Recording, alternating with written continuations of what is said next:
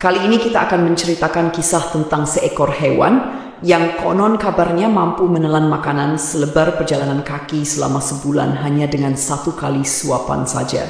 Hewan ini juga ada dalam 2 kisah Nabi di zaman yang berbeda dengan selisih waktu sekitar 100 tahun. Dalam video kali ini kita akan membahas legenda ikan raksasa dalam Al-Quran. Assalamualaikum warahmatullahi wabarakatuh. Pemirsa YouTube yang dimuliakan Allah, semoga kita selalu dalam keadaan sehat walafiat. Amin ya robbal alamin. Berbicara tentang ikan raksasa yang disebut ikan Nun, pembahasan ini tak akan terlepas dari kisah seorang nabi bernama Nabi Yunus alaihissalam. Kisah tentang Nabi Yunus dan ikan Nun termuat dalam Al-Quran yang tersebar di beberapa surat, yaitu surat Yunus, Al-Anbiya, As-Safat, dan Al-Kalam. Di video ini akan diceritakan 2 kisah tentang ikan raksasa Nun ini. Yang pertama adalah ketika ikan Nun hidup di zaman Nabi Yunus alaihissalam, dan yang kedua ikan Nun yang sama muncul di zaman Nabi Sulaiman alaihissalam. Sekarang kita akan mengisahkan tentang ikan Nun yang hidup di zaman Nabi Yunus alaihissalam. Kisahnya begini, teman-teman. Nabi Yunus memiliki ayah bernama Amitai atau yang lebih dikenal sebagai Mata, sehingga nasabnya adalah Yunus bin Mata, dan ibunya bernama Rifka. Nabi Yunus atau dalam bahasa Ibraninya dikenal dengan nama Yonah yang memiliki arti merpati. Di dalam Al-Quran, nama Yunus disebutkan sebanyak 4 kali dan sekali disebutkan dengan julukan Zunun dalam bahasa Arab yang berarti yang dari perut ikan. Terdapat beberapa perbedaan pendapat mengenai abad berapa Nabi Yunus hidup. Ada yang mengatakan abad ke-7 sebelum Masehi, ada pula yang mengatakan ke-8 atau ke-9 sebelum Masehi. Namun, tercatat dalam sejarah bahwa Nabi Yunus adalah seorang nabi dari kerajaan Israel atau Samaria pada sekitar abad ke-8 sebelum Masehi dan hidup pada masa kekuasaan Raja Samaria, Yerobeam bin Yoas. Beliau disebutkan berasal dari Palestina yang saat itu dikenal sebagai negeri Syam. Nabi Yunus diutus setelah masa Nabi Ilyas dan Ilyasa berakhir, dan uniknya lokasi dakwah beliau bukanlah di tanah kelahirannya melainkan di tempat yang jauh dari Syam atau Palestina. Nabi Yunus diutus oleh Allah Subhanahu wa Ta'ala kepada kaum yang bernama Ninawa, yang juga dikenal sebagai Niniwe. Kaum Ninawa ini berada di daerah Mosul yang saat ini terletak di Irak. Ini berarti Nabi Yunus adalah seorang pendatang di negeri Ninawa tersebut. Pada masa itu di negeri Ninawa terdapat sebuah kebudayaan atau tradisi turun-temurun, yaitu menyembah patung-patung atau berhala, sehingga mereka kufur dengan menyembah berhala. Oleh karena itu, diutuslah Nabi Yunus yang datang dari Syam ke Irak untuk mendakwahi penduduk Ninawa agar mereka bertauhid dan hanya menyembah Allah Subhanahu wa Ta'ala. Berhari-hari, berbulan-bulan, dan bahkan bertahun-tahun Nabi Yunus mendakwahi mereka.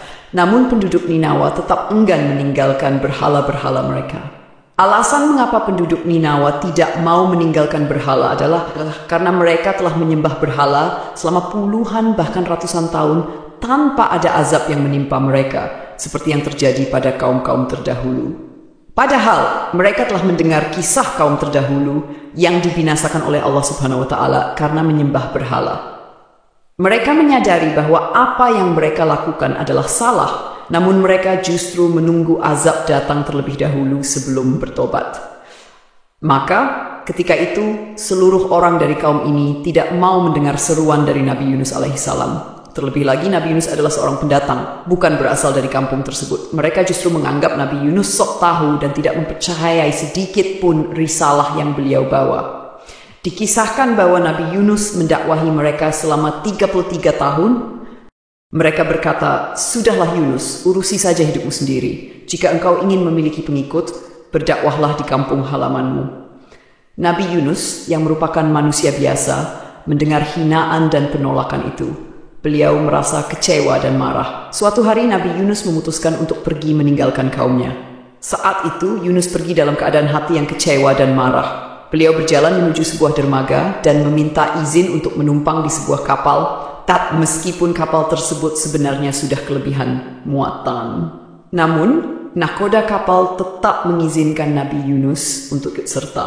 Dan ingatlah kisah Zunun atau Yunus ketika pergi dalam keadaan marah, lalu dia menyangka bahwa kami tidak akan menyulitkannya. Maka dia berdoa dalam keadaan yang sangat gelap, "Tidak ada Tuhan selain Engkau, Maha Suci Engkau. Sungguh, aku termasuk orang-orang yang zalim." Tak lama berselang setelah kepergian Nabi Yunus alaihissalam, tiba-tiba tanda-tanda azab Allah Subhanahu wa Ta'ala pun muncul kepada kaum Ninawa yang beliau tinggalkan. Langit berubah menjadi merah, seolah-olah seperti kobaran api yang membara. Orang-orang Ninawa pun menjadi ketakutan dan baru menyadari kebenaran peringatan Nabi Yunus alaihissalam. Namun, saat itu Nabi Yunus telah meninggalkan mereka. Mereka pun bingung harus meminta tolong kepada siapa. Mereka kembali teringat pada nasib orang-orang yang tidak bertakwa seperti mereka yang dibinasakan Allah pada zaman dahulu.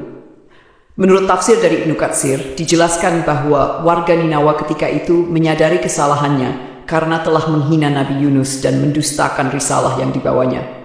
Ketika langit berubah merah, seluruh penduduk Ninawa pergi ke hamparan padang pasir dan mulai berdoa serta memohon ampun kepada Allah Subhanahu wa Ta'ala.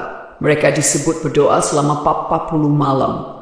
Akhirnya Allah Subhanahu wa Ta'ala berkenan memberikan pengampunan dan membatalkan azab yang akan ditimpakan kepada mereka. Kita kembali ke kisah Nabi Yunus yang menaiki kapal. Setelah kapal yang ditumpangi Nabi Yunus berada di tengah lautan atas izin Allah Subhanahu wa Ta'ala, tiba-tiba terjadi badai yang cukup besar hingga kapal dihantam gelombang ombak yang besar. Kapal itu terombang-ambing dan beberapa bagian mulai rusak. Kapal tersebut perlahan-lahan mulai tenggelam. Nahkoda dan orang-orang di kapal berpikir bagaimana caranya agar kapal tidak tenggelam. Mereka memutuskan untuk membuang barang-barang bawaan agar beban kapal berkurang. Setelah semua barang dibuang, kapal menjadi sedikit lebih stabil. Namun, pengurangan beban masih dirasa kurang karena kapal masih terus tenggelam. Jika dibiarkan, semua orang di kapal itu akan tenggelam. Akhirnya, mereka memutuskan untuk membuat undian. Siapapun yang namanya keluar dalam undian, dia harus keluar dari kapal. Nama pertama yang keluar dalam undian itu adalah Nabi Yunus alaihissalam. Namun, orang-orang merasa tidak tega untuk melempar Nabi Yunus ke laut karena beliau adalah pria terhormat. Mereka pun melakukan undian ulang, namun nama Nabi Yunus kembali keluar. Bahkan di undian ketiga, nama Nabi Yunus tetap keluar.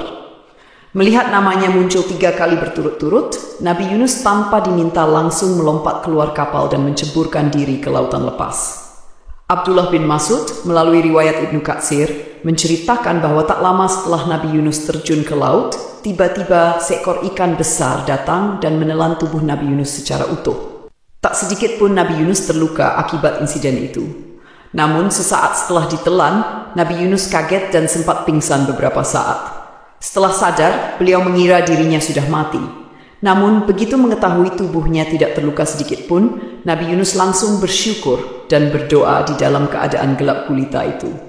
Mendengar doa dari Nabi Yunus alaihissalam, Allah Subhanahu wa Ta'ala memaafkan Nabi Yunus yang sejatinya Allah Subhanahu wa Ta'ala berencana mengurung Yunus hingga hari kiamat. Namun karena doanya tersebut, akhirnya Allah Subhanahu wa Ta'ala mengeluarkan Nabi Yunus dari dalam perut ikan itu. Sungguh Yunus benar-benar termasuk salah seorang rasul. Ingatlah ketika dia lari ke kapal yang penuh muatan, kemudian dia ikut diundi, ternyata dia termasuk orang-orang yang kalah dalam undian. Maka dia ditelan oleh ikan besar dalam keadaan tercela. Maka sekiranya dia tidak termasuk orang yang banyak berzikir dan bertasbih kepada Allah, niscaya dia akan tetap tinggal di perut ikan itu sampai hari kebangkitan. Surat As-Saffat ayat 1. Pertanyaannya adalah, apakah jenis ikan besar yang menelan Nabi Yunus itu? Ada riwayat yang mengatakan ikan itu adalah ikan paus, tetapi di Al-Quran sebenarnya tidak dijelaskan secara rinci tentang jenis ikan tersebut. Al-Quran hanya menyebutkan ikan besar. Jadi ada 2 kemungkinan teman-teman. Pertama, benar kalau ikan itu adalah ikan paus. Sementara yang kedua, mungkin saja itu adalah jenis ikan lain yang memang khusus Allah Subhanahu wa Ta'ala ciptakan untuk menguji Nabi Yunus alaihissalam.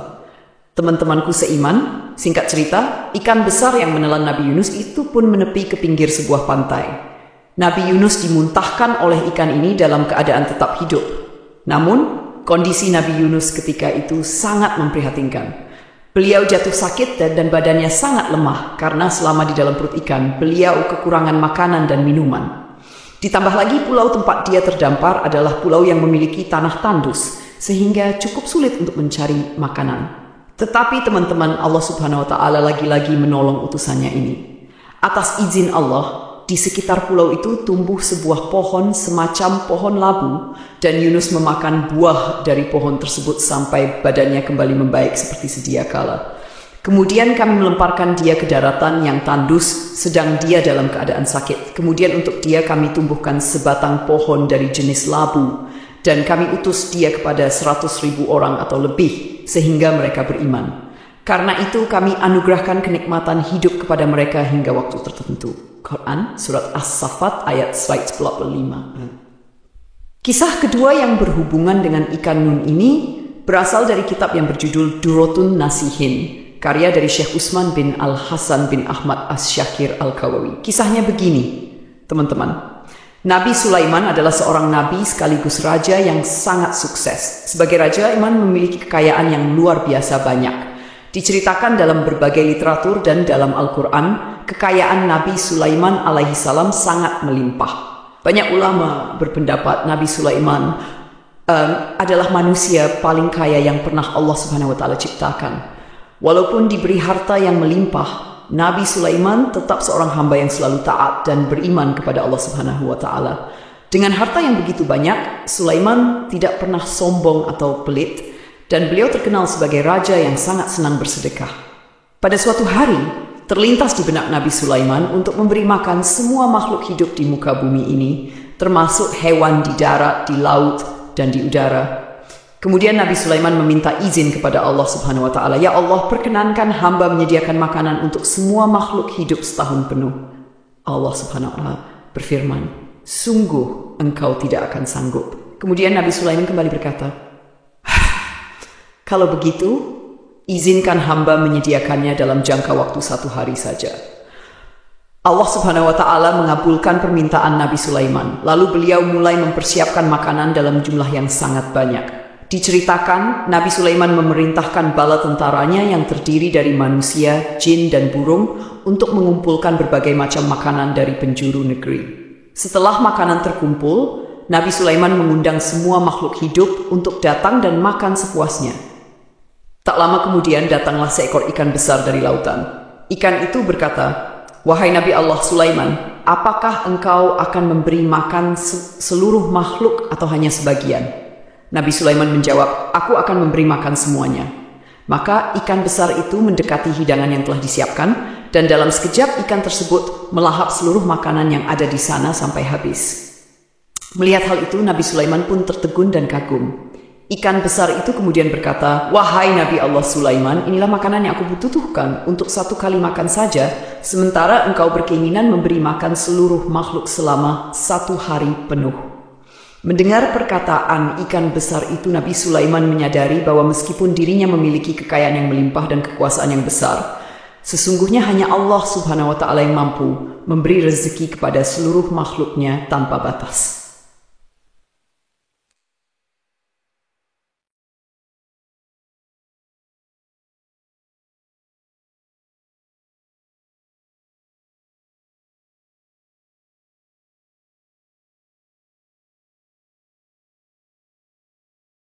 Sehari saja.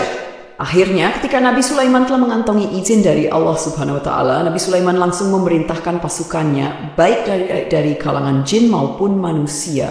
Mereka ditugaskan untuk mendata semua makhluk yang ada di muka bumi. Setelah selesai mendata jumlah seluruh makhluk hidup yang akan diberi makan, mereka pun mulai memasak dan mengumpulkan berbagai macam makanan. Makanan yang telah masak, janji itu mereka letakkan di sebuah padang pasir yang sangat luas. Jadi teman-teman, demi memenuhi kebutuhan makan seluruh makhluk hidup ketika itu, mereka menyiapkan makanan selama 40 hari penuh dan mengumpulkan seluruh makanan itu di sebuah padang pasir. Hingga diceritakan panjang dari makanan itu adalah 1 bulan perjalanan kaki, dan lebarnya juga sama, yaitu 1 bulan berjalan kaki. Itu sungguh hidangan makanan yang luar biasa banyak. Selama mereka menyiapkan makanan ini selama 40 hari, Nabi Sulaiman telah memerintahkan angin untuk tidak berhembus di padang pasir itu karena ditakutkan makanan yang ada di situ jadi rusak dan hilang. Ketika hidangan makanan itu telah siap untuk disantap, lalu Allah Subhanahu wa Ta'ala bertanya kepada Nabi Sulaiman, "Makhluk manakah yang akan memulai memakan hidangan yang engkau sediakan ini?" Nabi Sulaiman menjawab, mereka yang mendarat di darat dan di laut.